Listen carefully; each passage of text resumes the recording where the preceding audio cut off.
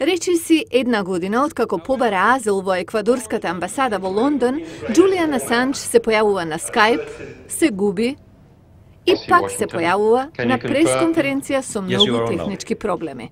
Тој вели дека 1,7 милиони документи кои може да се најдат на веб страницата покажуваат дека САД биле инволвирани во најголем дел од светските настани во 1970-тите. Wikileaks им навестил на многу светски весници за дипломатската преписка што е инволвира нивната земја. Како индискиот Хинду, кој објави напис за тоа дека Раджив Ганди, кој многу години пред да стане премиер, може да служел како посредник при продажба на борбени авиони од шведска компанија во Индија.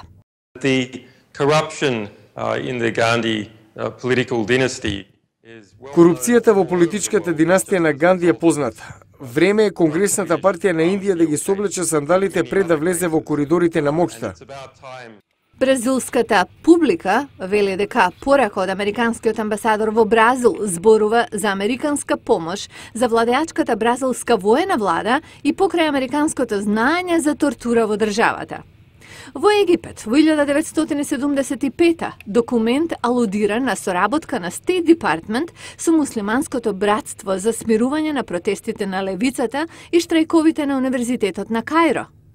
Пораките се декласифицирани и достапни преку Националниот архив во Вашингтон, но Асанж вели дека нивното лоцирање таму е премногу несмасно. Асанж вели дека документите покажуваат инволвираност на САД во движење на опозицијата низ цел свет, во исто време поддржувајќи актуелната влада. Го споредува со обложување на сите коњи да победите во трката, за да ги покриете сите облази. Еден наблюдувач кажа, тоа се вика дипломатија.